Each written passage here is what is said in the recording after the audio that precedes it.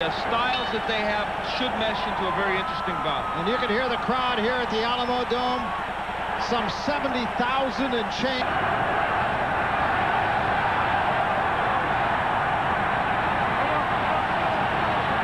Left foot getting his right foot outside the left foot of Chavez, so he's not getting hit square with luck. Is going to have to be a very important weapon for Chavez.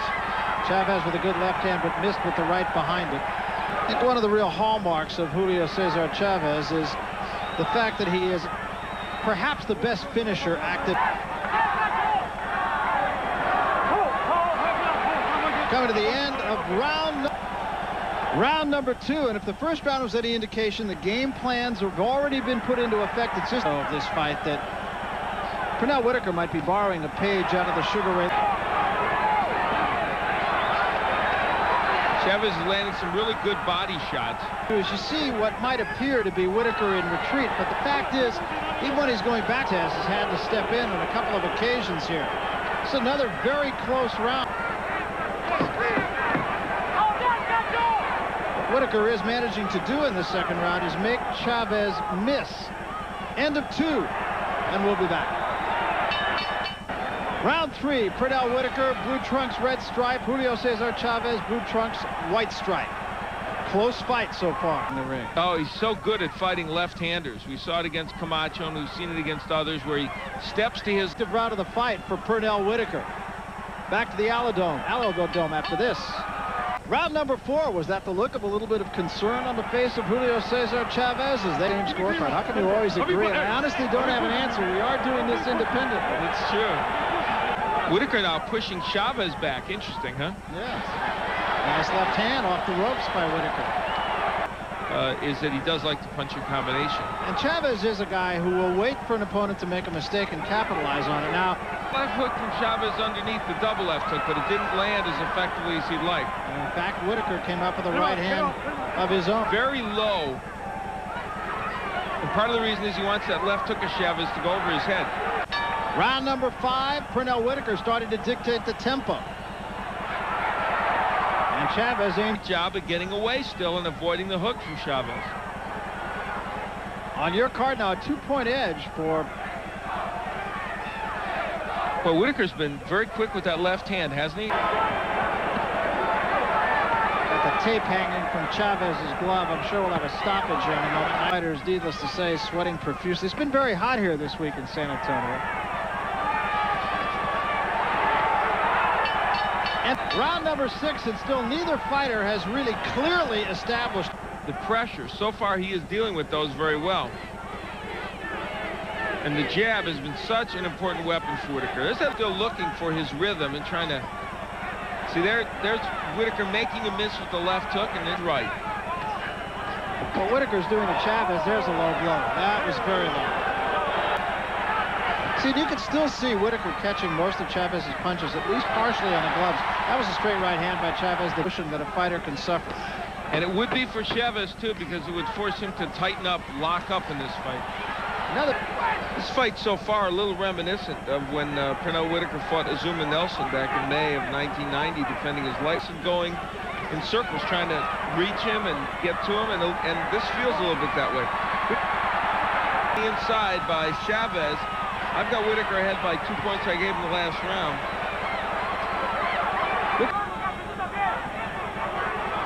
Excellent uppercut. Look how much physically stronger Whitaker looks than I think anyone would have expected on the inside. The right.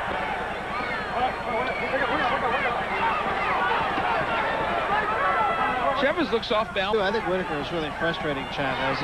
He's a pest. He's always got his hands different places. He's moving back. He's moving to the right. He's moving. Chavez's jab has just been unable to land.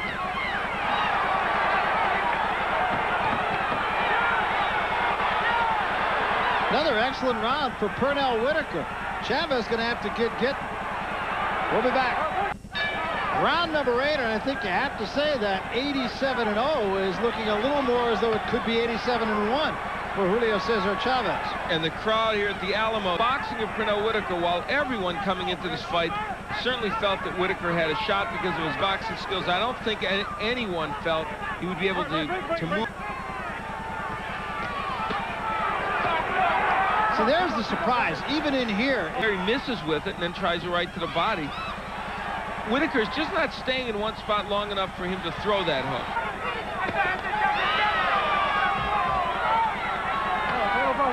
There's the double left hook from Chavez, but nothing on Camacho. I mean, he was doubling with that left hook, and you could feel Camacho sagging as he hit him with it.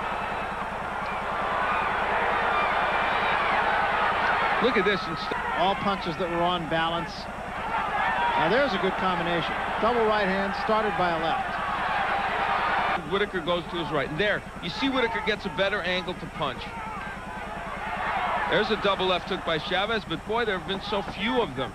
Of concern and perhaps a little bit of anxiety. In Pernell Whitaker's corner, Lou Duva always he's doing is making those wide looping punches.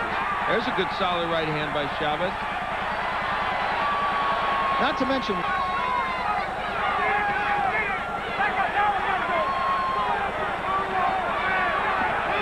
and again, you can see right hand, but again, one punch from Chavez. Yeah, the lead right for Chavez has become a pretty good weapon, but it might not be enough here.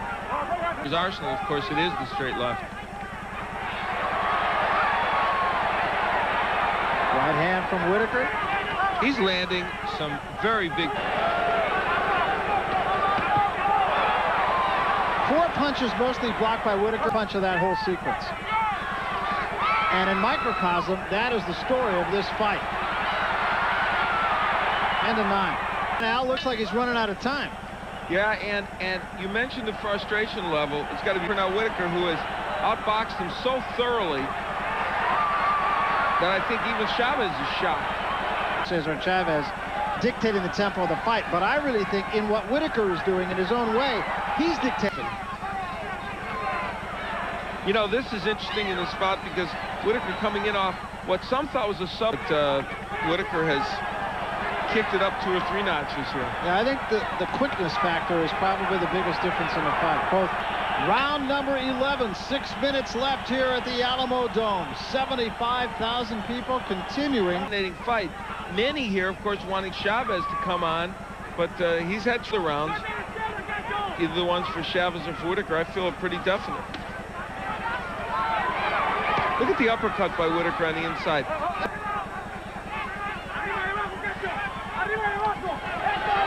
Again, the right by Chavez, but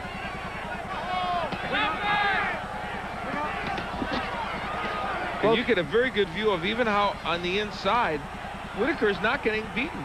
People thought we'd be here in the 11th round looking at what we're looking at. There again is the uppercut by Whitaker. Perfect example right there. Whitaker to a crowd that was hostile to him at first, and boy, remember all the stories, Lou Duva taking him in to fight exhibitions with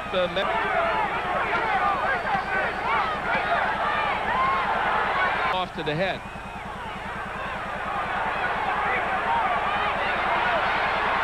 And even when he is throwing punches, he's throwing them from really left hook by Chavez, but he'll need more than that. I really think the story of the fight is game plan. And hold on. An amazing performance by Pernell Whitaker. One he promised he would, and he did. And that's it. That's it. The decision is a majority decision draw.